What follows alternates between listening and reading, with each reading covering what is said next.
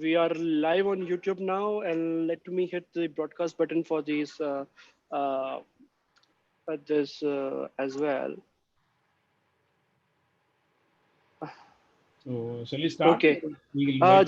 just a minute, sir. Just a minute. Let me hit the broadcast No, no problem. for this Take thing your also. time. Okay, let's start. It's at 2 o'clock. Let me hit the broadcast button. Prasun sir, all check. Yogendra, all check. Yes, yes, it's fine. Okay, then let me introduce Indrajit sir, and then Indrajit sir have a 45 minutes or so he can complete his track, and then we can have a question from audience from Q and poll and or the YouTube comments, and then we'll sum up this entire activity in 60 minutes. I hope so. We are on right track. Let me hit the broadcast in 3, 2, 1.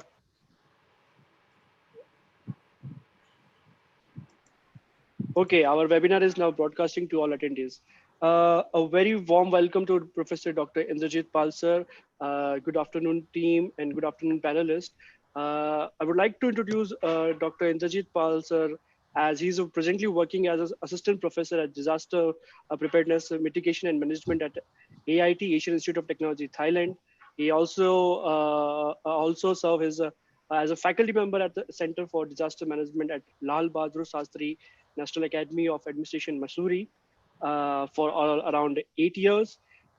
He's also recognized as IRDR Youngest Scientist by Integrated Researcher on Disaster Risk, like Beijing, China, and also Board of Director members of Global Alliance of Disaster Research Institute by Japan.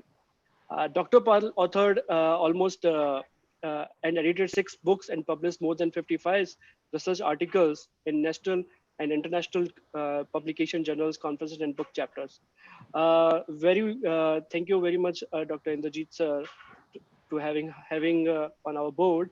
And I would like to give you uh, the time for the 45 minutes, and we can start the webinar, sir. Over to Dr. Indrajit sir.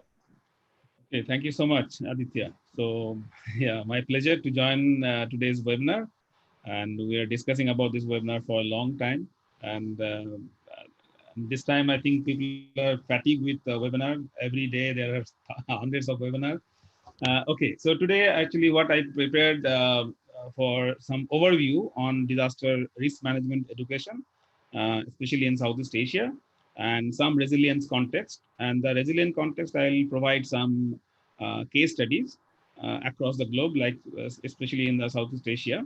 So people having some idea how the higher education is placed in this region and what actually Asian Institute of Technology is doing and how actually we are developing the next cadre of disaster managers, basically. And also some sort of example from the field with some of my live projects.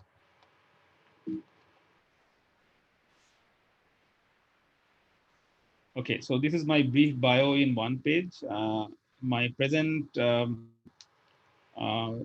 projects, major projects are ProsperNet, that is also on higher education. So that is trying to explore the disaster education for Sendai framework for disaster risk reduction and sustainable development goals in Asia. That project is supported by UN University Tokyo and also ProsperNet. So this project is a second version of the project. We have developed the network of higher education institution in Southeast Asia. There are about 25 universities network in this region who are imparting disaster-related programs, and we are sort of coordinating this institution network. And possibly this year also we'll announce for the membership of this higher education institution HEI network, we call, uh, for participation from the universities. And right now we are also partner, and I'm co-lead for some of the UK Research and Innovation Fund. It's a large-scale global fund for the project things are called GCRF project, Global Challenge Fund. And we are trying to explore the delta resilience in this region. So our project area is like Vietnam, India, and Bangladesh. It's about 5 years project with about more than 150 researchers in the team. across the globe, about 20 countries possibly. And also I'm leading one project in Pakistan on World Bank for the capacity development of entire province and also manual development for that particular province. So these are the major projects. There are some other small projects also I have not mentioned here. I belongs to disaster preparedness management, mitigation and management program. That is one of the interdisciplinary program. We talked about interdisciplinary program in many cases, but in reality, we are not practicing that much, at least in the university level. Very less number of universities having interdisciplinary programs or very less number of programs. The disaster management as per the subject is interdisciplinary because it's having like social component, it's having engineering component, and in social science and the natural science also. So after 2004 tsunami in this region, the region started thinking about the degree program on disaster management. And that time in Southeast Asia, there was not much university who are offering that disaster management program. So after that, in 2008, AIT started this program in the region, uh, putting these two different subjects like social sciences and engineering, both together. It's called interdisciplinary program on disaster management. And also we are implementing some part as a international organization partnership that I'll explain in the later stage, how actually we're exposing the students to the environment where they will expose to the practical aspect of the disaster management. These are some of the ranking part. So we're also part of the um, international ranking process. We have three schools in the universities, like School of Engineering, School of Management, and School of Environment and Resources and Development. Disaster management program belongs to these two, School of Engineering and School of Environment, Resources and Development. Our concept of interdisciplinary program in the education. So because we all are working in different compartments, like some departments are civil departments, electrical, mechanical, computer science, like this. But when we need some sort of solution, we need to actually add or sort of synthesize different subjects. So in this context, interdisciplinary nature of the subject or courses are very much required. So we are following this pattern, like combining two or more disciplines together to develop this course as well as the whole program. So that's why you call the interdisciplinary program. These are the different courses. If you see the courses we are offering for the students, so these courses are primarily engineering and also social sciences. But the inside the course is sort of more generic, which would be understandable for both the sides. Like the students from social sciences also will understand some part of engineering. Students from engineering also will understand some sort of social sciences, and that is very much required also.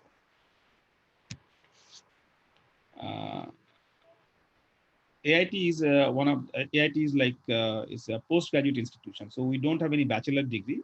So most of the degrees we are imparting is postgraduate degrees. Like certificate programs is also postgraduate programs, and mostly about like masters and PhD programs. But although we have some short duration programs like summer camps for students, and some of the Indian universities are heavily involved in that summer camps, yearly like 2 or 3 weeks or 4 weeks program here. So we involve students not only in the classroom, our pattern of teaching, especially in the disaster management I'm talking about. We are exposing them to the local community, local disaster management group, and also the students who actually experiencing some of the exercises developed by the local agencies. So all these photographs placed in this slide is a field visit of the students during their courses. So that is also part of the course curriculum. It's not optional. It's almost mandatory to participate in this field visit. It's locally done. Means it's in Thailand only. This is very interesting project. Actually, we have visited recently southern part of Bangkok. Southern part of Bangkok have a long coastal line, and as you know, like it's almost like bay. Uh, means it's long coastline and also very prone for the coastal related hazards like erosion, coastal erosion, and also other related hazards like saltwater intrusion and cyclonic storms and all this. So what that community of that particular locality, they started nature-based solution, because from the government also they started some process of very large scale project of constructing embankment type of things, concrete barrier to protect that locality from the erosion. But that was not very cost effective. It's a very expensive project, obviously, and long term project. I mean, it's a quite longer project. So the local community started, and also it's not very healthy for the nature also. It's not environment friendly and not sustainable as well, because you have some sort of maintenance of the project, you have some sort of long-term implication of the finance as well. So the community developed this process of putting the bamboo shelter. This is the bamboo caging, like they are putting bamboos in a row, and that is actually act as a breaker, that is act as a wave breaker. And when the wave is breaking like that, siltation rate is also increasing, so that area also will be silted. So siltation rate increasing, and they are also planting some mangroves there. Mangrove plantation was there already, so they are trying to enhance the uh, mangrove plantation, and basically afforestation they are doing. So every visit, they are encouraging the students. We also visited and we planted about more than 100 saplings. So similarly, like all the school children, all the college students, they are visiting as a field visit. And every visit, apart from the normal process, they are also encouraging to plant. Like if you can see, all the students are planting.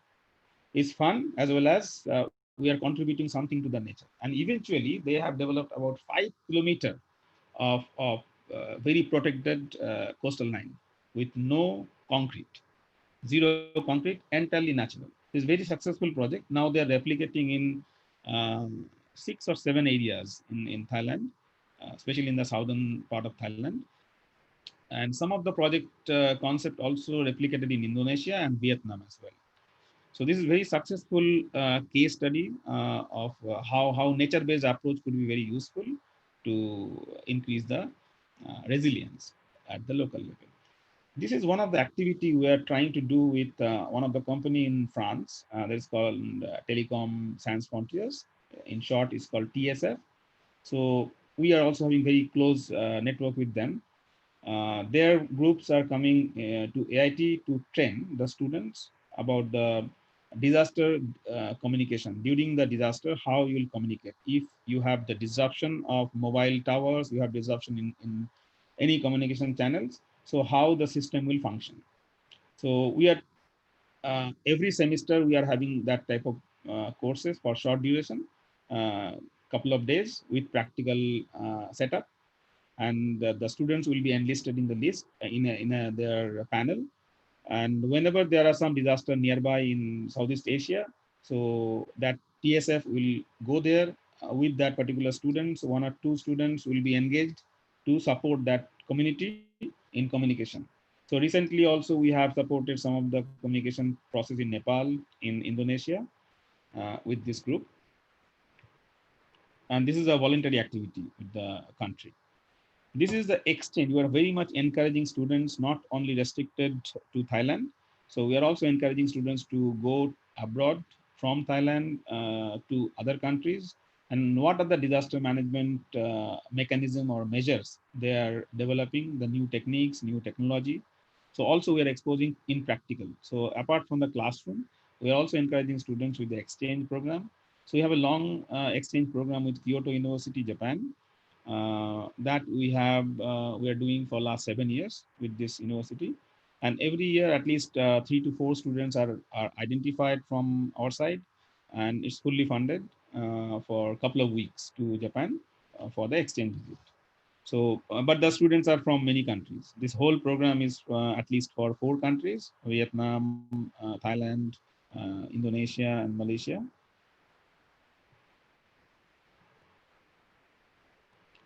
Recently, I have taken some initiative with some of the Chinese university.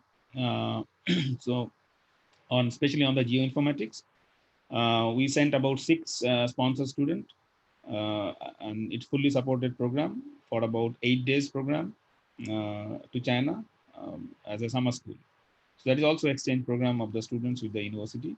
So the pattern of the education is not only restricted with the classroom and the writing part, so it's also practical we are following. Apart from this, we are also organizing large scale international expert forum or conferences in AIT campus. We have a huge facilities inside like auditorium, accommodation and everything. So as you can see, like it's 2017.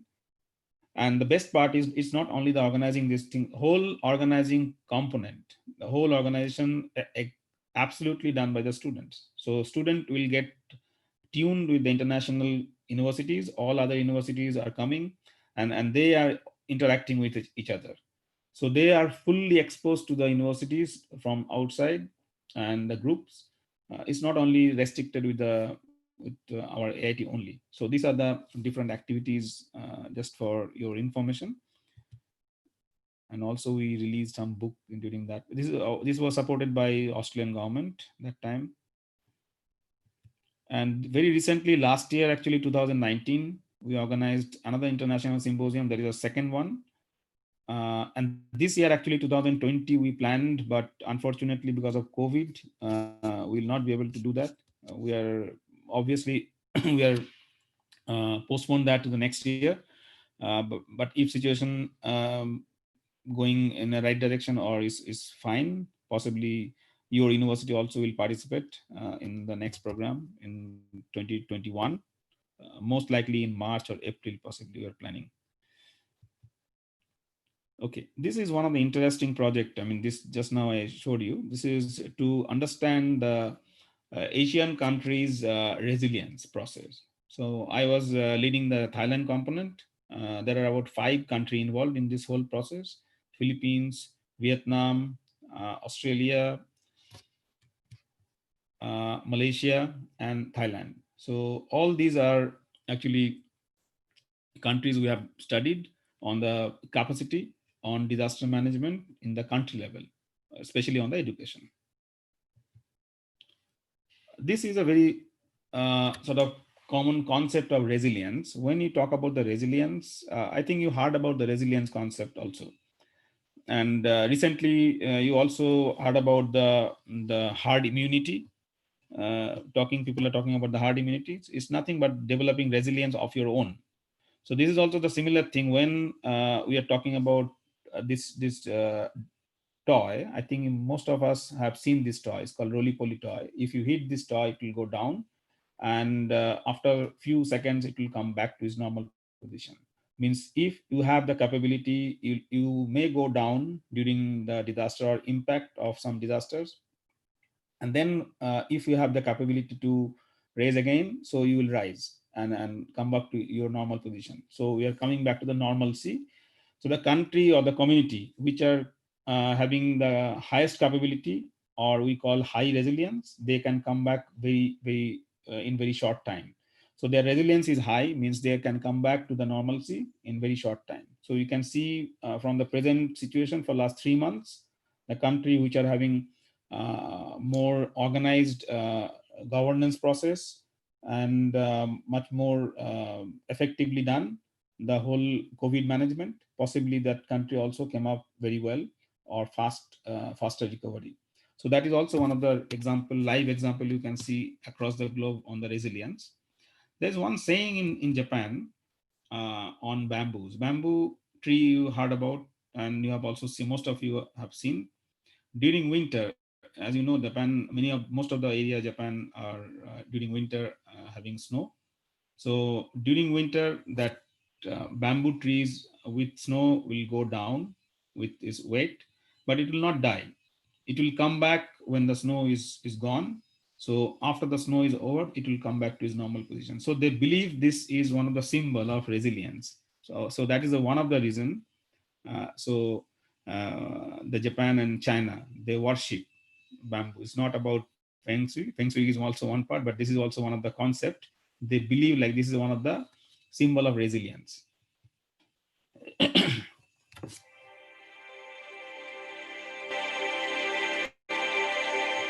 Around the world, children in school facilities are a special category of people at risk. 3 countries are selected, under this project: Vietnam, Thailand, and Bangladesh. It is about the continuation of, the school education, particularly after the disaster, and particularly after flooding and waterlogging.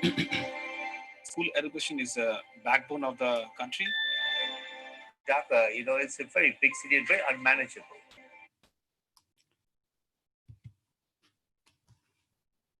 This is a project actually we have done on request of Save the Children to understand the educational disruption due to floods.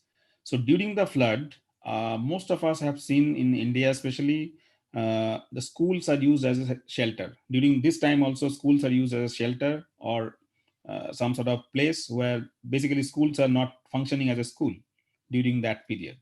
So we are not talking about like how many days that the school children or the college guys are losing their school days, that educational time. So that is called as educational disruption. So that disruption we have tried to measure, and what are the function, process, and country taking measures in 3 countries, Vietnam, Bangladesh, and Thailand. We have seen some live example also. I'll show you some picture instead of showing some sort of write-up. So there are reports available in Save the Children. I was leading Thailand part. There are Bangladesh and Vietnam as well. These are the schools I have taken photograph in Thailand. You might have heard about Thailand flood. There is one of the biggest flood in Thailand history in 2011. Almost more than 80% of Thailand was underwater during 2011. So we have done this survey in 2016, basically 2017. During that period, like this is the area very close to my university. It's called Ayutthaya. Ayutthaya is the province. Before Bangkok, it was in historical time, it was the capital city, capital of Thailand. So this is one of the important city actually. But unfortunately, because of the geographical setup, that particular location is flooded almost every year. Almost every year, that area is flooded. So this is one of the school. If you can see, like this school is not during the flood. Actually, we went to the school. It's not very high level of flood. It's moderate flood, but school is functional. School was absolutely normal. There was no disruption on the education system. This is the football ground. Actually, football ground is flooded, but the school is set up in a way. It's all on pillar on stilt. So that is absolutely functional. So we call it the flood resilient school. But when we visited first, then I thought like that, like they have developed this school or constructed that school or modified the school after 2011, because 2011 they have faced a huge flood, and after that they have they thought of like to change the structure. Maybe they have changed the structure after that, but it's not. The fact is that school is about 45 years old, and for last 45 years the school developed this structure. It's not like last 5 years or 2011 after 2011. So the entire ground floor actually not using for the classrooms. They're using for the play purpose, some other purposes, and some parking lot. All the offices and school is actually functional on the next floor. And connecting roads are also a little bit on higher elevation, so that people can come and go during the moderate flood situation. Our next resilience thing is very interesting. 2019, last year, November, we had some visit to Vietnam in Mekong Delta. So Mekong Delta is the lower part of Vietnam. So Mekong River is quite long river like our Ganges river. Same it's passing through 5 countries. So Vietnam is the last point, and that particular point is almost last point of Mekong. And this area is also flooded almost every year. Okay, so very frequently flooded. The area we visited with our project partner is is Mr. Dr. Kian with us, and my colleague also with us. We visited some farmland, and they are cultivating is called flood tolerant crops. Means this is the paddy. Okay, normally the height of the paddy we have seen like say 3 feet or 4 feet, but this is, you can see the height. It's very long. It's more than 7-8 feet. And this is also can tolerate certain level of inundation of water. Like if there is a flood, that rice variety will not down. I mean, not die. So it can sustain at least 30 to 40 days of inundation of water. And as long as the water is coming, then the rice will also increase. That the stem of the paddy also will increase. Means that's why you call the floating rice. The other name of this very popular name is floating rice. Eventually this is a flood tolerant crop they have devised, and it's not devised by Vietnam, but they are seriously practicing this process in flood prone areas, and it's one of the excellent practice of the resilience. On the same ground, we have seen this is called amphibian house. It's nothing, not very high technology. It's very simple. We have seen these barrels, oil barrels. They put oil barrels in a row. There are a lot of oil barrels in this side and on the other side also. So the two sets of oil barrels they put on the bottom side of this house. And if there is a flood, you can see these are the rice plants, all flood tolerant. So during the flooding time, it will go up. So your farmland will not be destroyed, or not, you have no damage due to the flooding situation. At the same time, your house also will not be inundated because it will float. That's why it's called amphibian house. And there are 4 guard column or pillars. So and there are some loops along with this. So the whole house will go ups and down with the water level. So it's very interesting. And it's not, you can see like it not cost much. It's very simple technology. So we call amphibian house. So this is the project banner actually I'd like to show you on the GCRF Living Deltas project. You can visit the website. The lead university is Newcastle, UK. And I am one of the co-principal investigator for this project.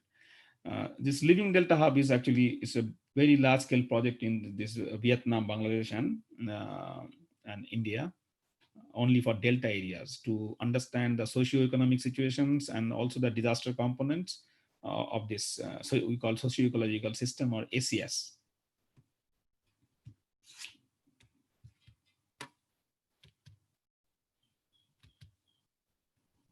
These are the areas actually, and the Mekong Delta, what we are talking about is this side.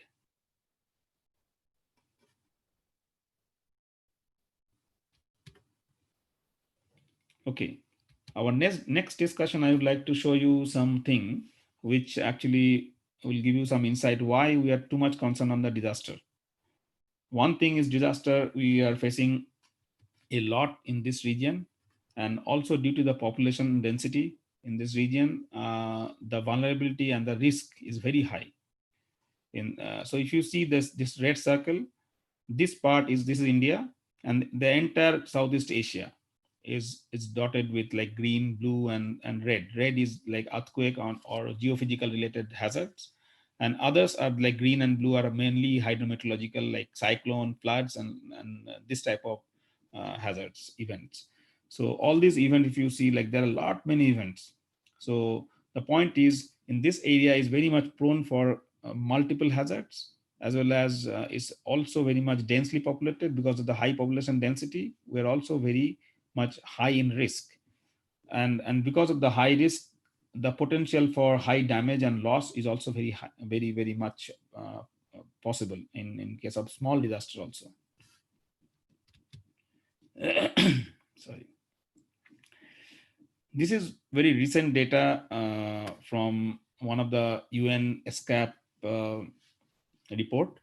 So this is a disaster events in Asia Pacific in 10 years interval. So each of the block is representing 10 years of disaster events. So in 10 years, if you see the disaster number of disasters are increasing, So it's always, I mean, if you see from 1970s to till last year, it's almost steady graph, increasing in all different type of disaster events.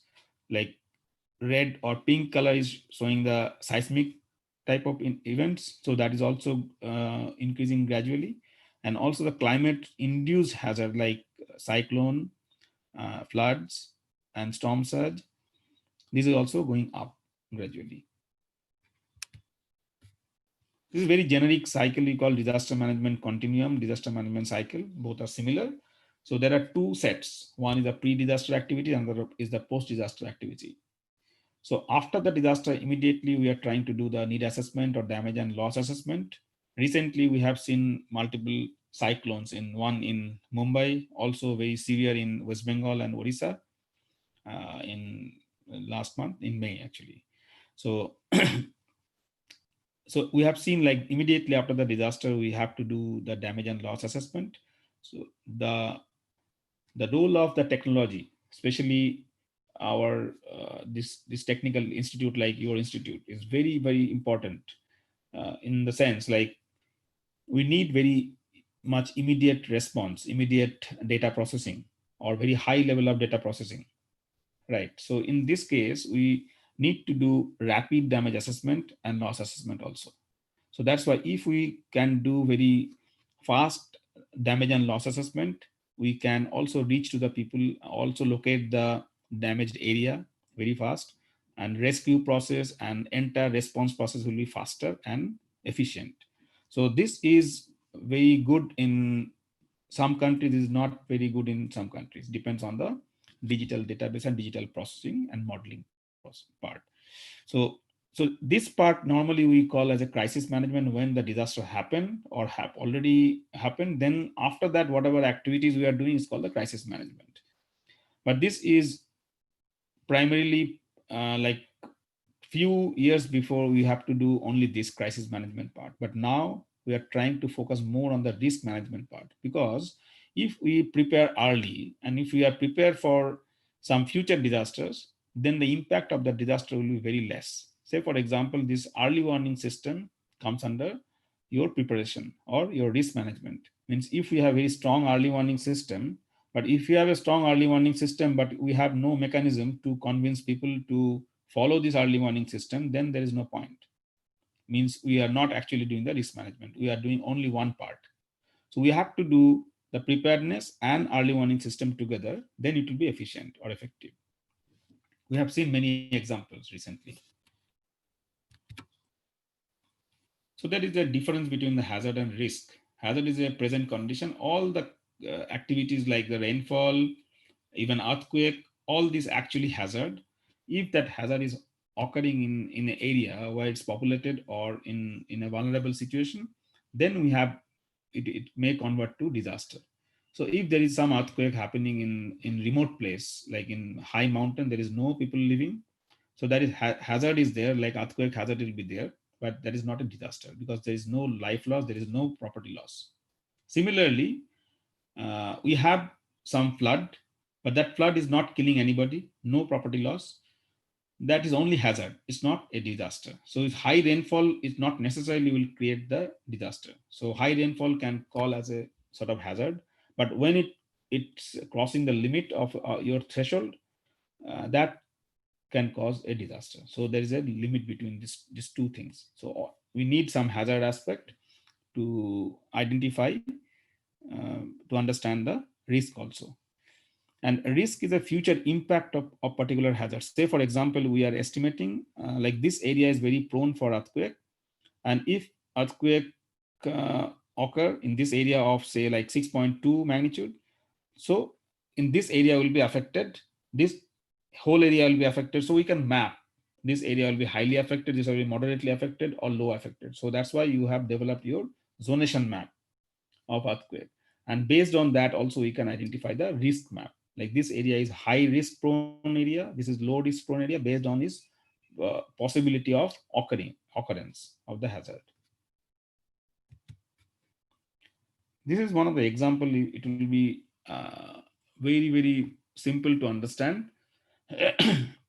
we are defining the entire risk into two components, like hazard and exposure. Hazard, I mentioned, like the natural phenomena, like sunlight, earthquake, in this case, sunlight, and also your high winds and rainfall. So in this case, if we take sunlight as a one of the hazard, in this particular case, there are two couple. They are exposed to that sunlight and UV rays because it's a coastal area and sea beach. So for both of them, the risk is not same. Risks are different, but they are exposed. Both of them are exposed. Both of them having the same amount of hazard, but the risks are different. This is at 10 o'clock and this is 2 o'clock.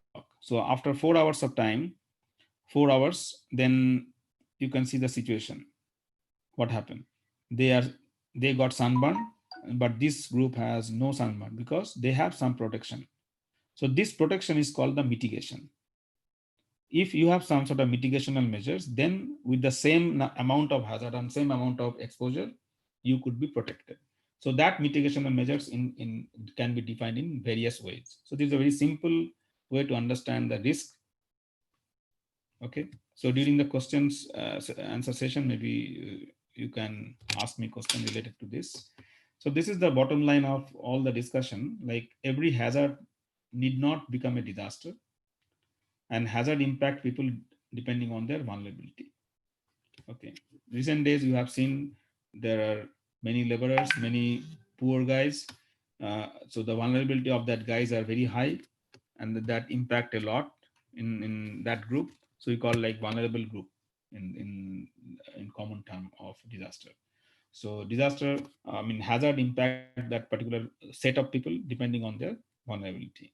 If the vulnerability of the people is very high, then hazard also will impact them very high. I'll show you some example of exposure. Since we are discussing few things, actually we'll discuss here as a real case. This is one of the satellite imageries in 5 years of interval. 2004, this area, this is a lower part of Nepal, bordering Bihar. This part, if you see in 2004, there is no building, not a single house. In 2009, same area, same location, having lots of houses, right? So the point is, in this situation, if there is a flash flood or any type of flood or any earthquake or anything, okay, so that will not expose this area to that particular hazard because there is nobody, no person is living. So instead of the same amount of hazard, if it is occurring in this time, like 2009, a large number of houses will be damaged, large number of people may lose their life, and also infrastructure damage also will be there. So with the same amount of hazards, depends only on the exposure can increase the vulnerability. So on the right side, the vulnerability of this group is very high, and on the left side there is no vulnerability because there is no exposure of the person or the property. This is the picture from Uttarakhand. I'm not sure, like now the term is like there is no disaster we can call natural disaster. Even in the journal also, we got many comments like we really can't define as a natural disaster because most of the disasters are not natural. It may start with natural hazards, but it's not natural disasters. It might be man-made disasters. So, but it's not very straightforward to define. So the point is here, basically people are constructing their houses on the river bed. So basically it's a river channel. You are constructing your houses on the river bed. Then one fine morning, if the river water is very high due to very high rainfall, so obviously it will wash away everything. Then you can call it a natural disaster. But it's nothing natural because you have constructed. We know that this area is actually river. For a few years, there was no water, no flow. So we thought like it's very much normal, and we have constructed a huge colony here. It is a very normal picture in Uttarakhand. I have taken some of the pictures. Like this is also the disaster in 2013, that Kedarnath flash flood. That also having a similar situation. Huge number of buildings are actually exposed, actually constructed on the riverbed, and eventually it's lost. This is some of the pictorial picture from Thailand 2011 flood.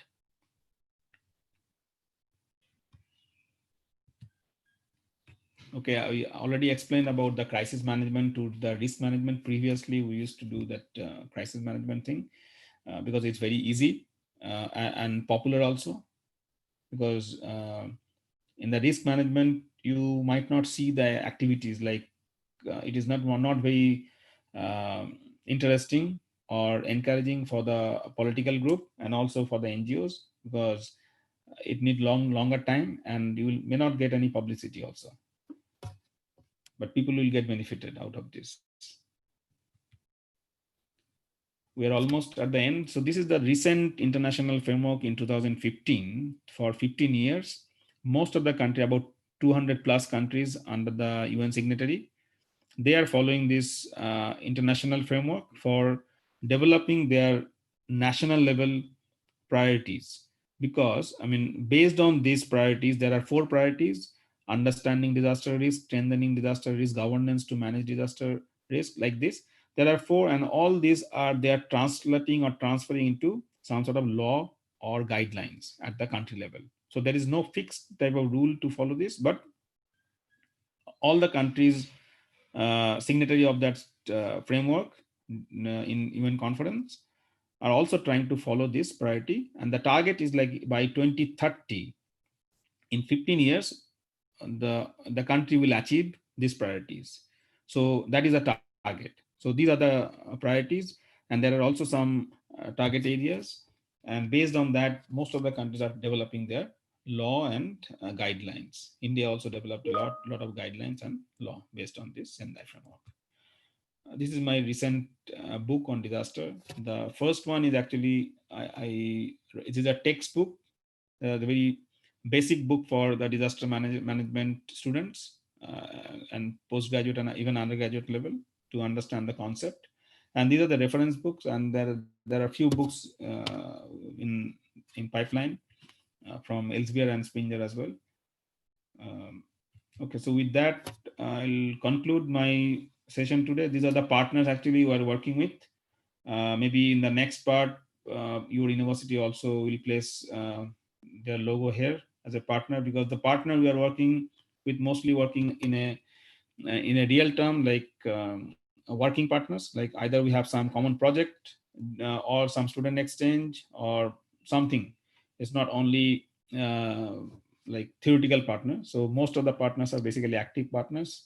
Some of the other activity we are doing with this partner. So with that, I will conclude. Thank you so much.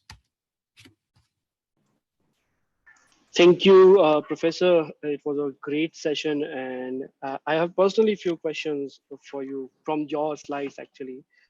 Meanwhile, if I can check if we have any question and answer thing. Okay.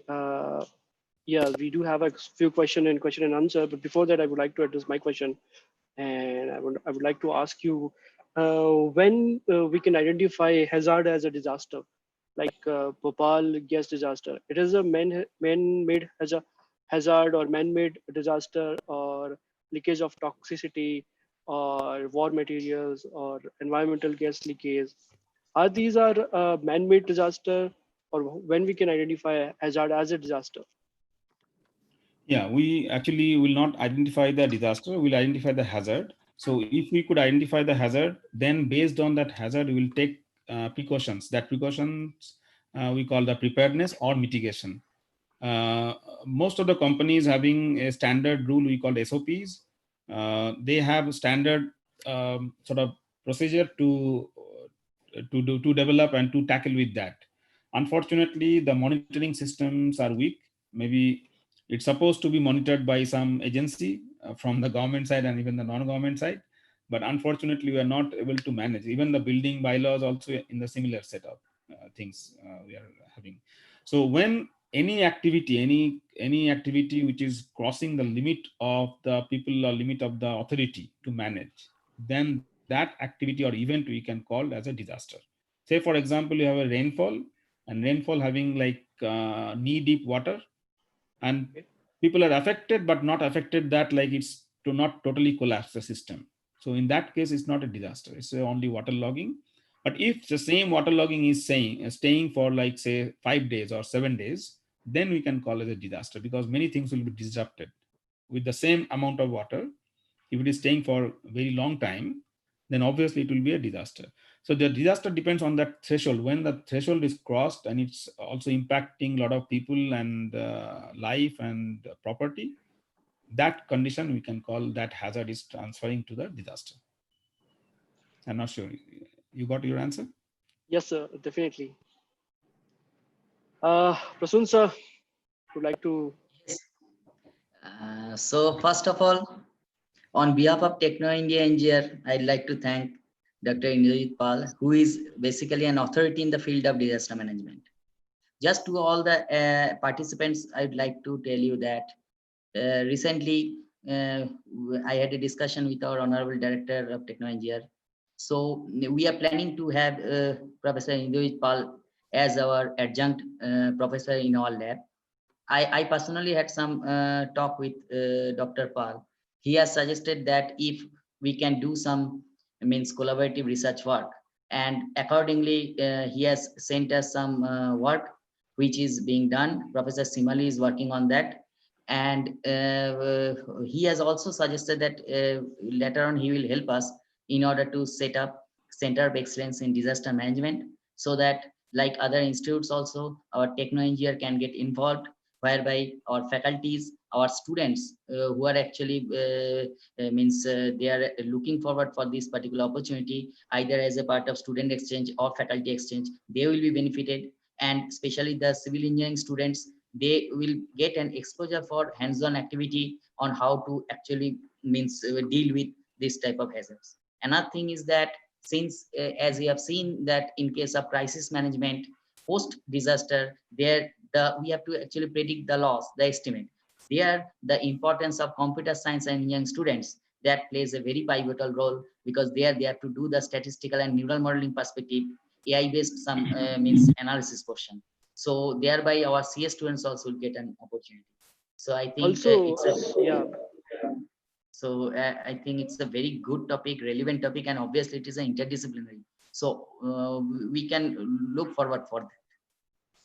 Yeah, Thank just you. Thank. one point. Sorry. Yeah, I'm yes, just sir. Yeah, linking no, with Yes, anyway, sir. Yes, sir. anyway, sure.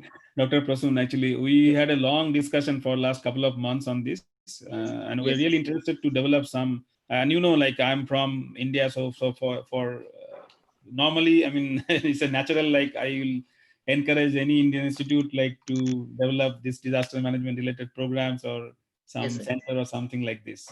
Yes, Uh, sir. like there are two more actually initiative going on in some other university as well. Like they are trying to Okay. develop some center, but Okay. from Techno India, I think it's a big group, and if Yes. that group is interested and also technology Yeah. playing a major role. Today we have no time. There is Yes, a sir. component Yes. I am also working on, the SNT component of DRR, and the Okay. modeling and science and technology for disaster risk reduction is one of the key area. You heard Yes, about sir. the big data and data analysis right now, Yeah, yeah, yeah, yeah, yeah. and even the AI and machine learning, everything actually we're using for different thing, Yes. different Yes, purpose yes. right now. So Yes, sir. many of our students today, maybe we have no time to discuss all these issues, because I Okay. thought I'll give Yeah, some yeah. overview about the Yes, yes. education. Dr. Pal, one thing I want to tell that our institute, it is basically known for its basically industrial, yes, linkage, international collaboration, and our main means support is led by Mr. R.S. Bass, who is a Bitsani engineer, and our chief mentor, Mr. Lalit Yagnik. He is basically, he has worked in IBM, means in very senior positions. Right. So he has he's mainly leading the project part also, along with Aditya and other Okay. faculties. So I think So if we collaborate, then obviously we can deliver some output as per your expectation. So it's my request that we want to set up the center of excellence. So later on after this meeting, our director will be in touch with you. So you please, we will have a meeting, and then we'll finalize how to carry forward this. Okay, sir.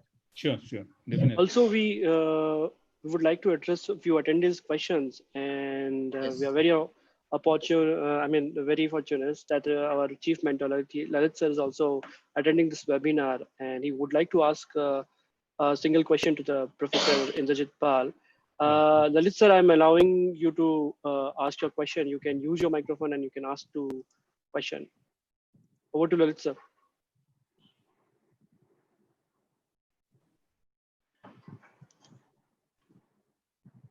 Okay, can you hear me now?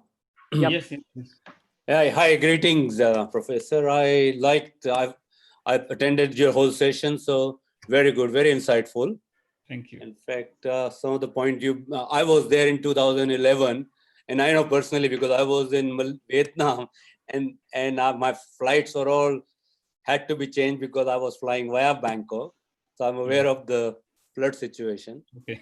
But I think some of the point you already discussed, Professor Prasan just mentioned, and you also answered. My question was that how much of digital technologies and digital transformation currently being used in this domain, both after the disaster and before, which is preparing for it and predicting and mitigating that.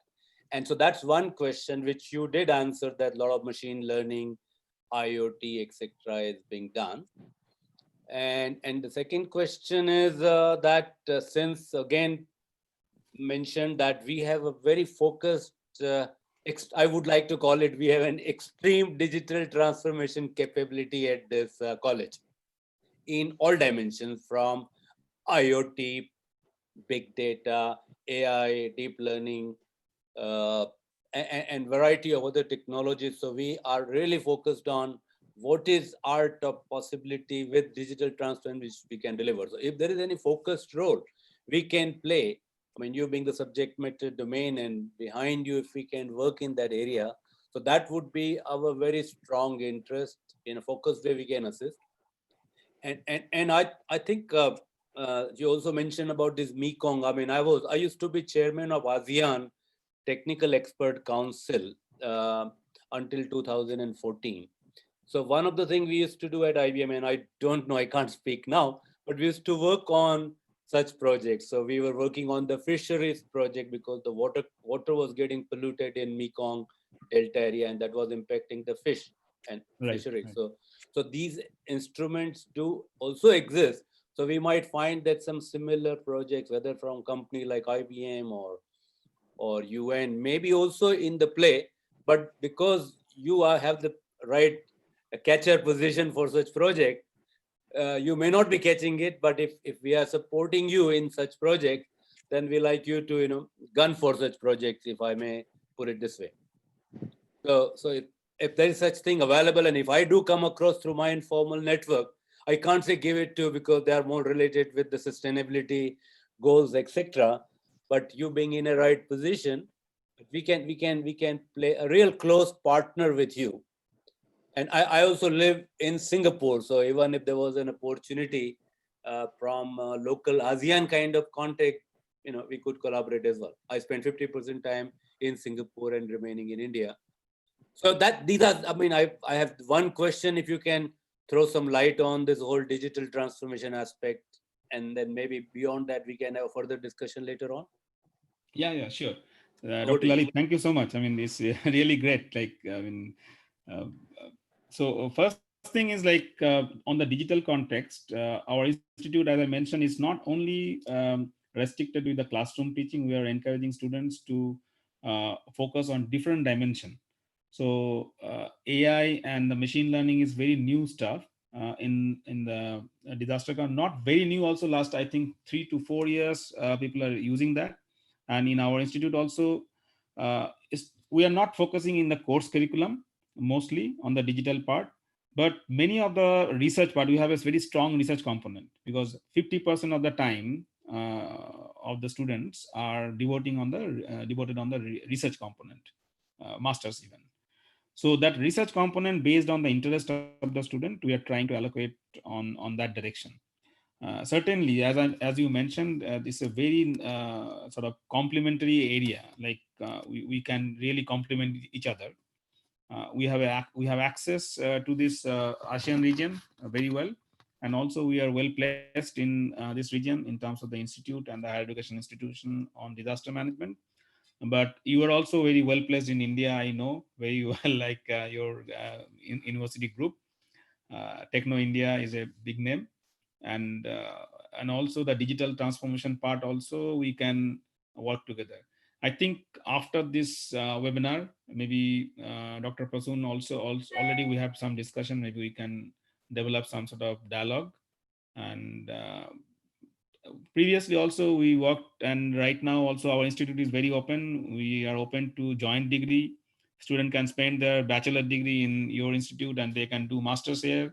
They can do part masters here, partly in your university. So there are various models we are following with many universities in Europe, and recently we are also started with Australia and even in India. So these are the possibility we can do. And even students, they are very much welcome to come as an intern, do work with us, and that's possible. Everything is possible, so no issue. So we are quite flexible in the educational component. And since it's not governed, like institute is completely governed by the board of directors of the institute, and it's not by the ministry, so it's bureaucratically is quite linear. I mean, And which institute, by the way, you mentioned is in Australia? Which university you do it? there are 2-3 universities actually. University Okay. of in Newcastle, we already have done some projects with them and signed MOU. There are ANU also. Yeah, Okay. Australian National University, Okay. and Oh, okay. Western Sydney University. UNSW also is there. There are 4-5 actually we are working with. Okay. Yeah. No, I happen to work or know some of the universities in Melbourne, like Okay. Monash. Yeah. Okay. Monash. Okay. We have some friends actually. Yeah. Anyways. Okay. All right. Thank you very much. Anyways, yeah. Thank you, Lalit sir, for your question. And yep.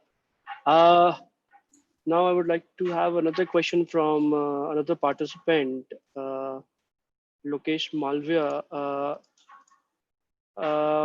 Yes, sir. You can ask your question. Hello. Yeah. Okay. Now am I audible? Yep. Yeah. My question is, to what extent the number of people infected by COVID-19 in a country can determine the level of disaster resilience in that country? Means if coronaviruses are considered as a fixed variable entered in every country, can level of resiliency of that country be determined by the number of infected and the dead people?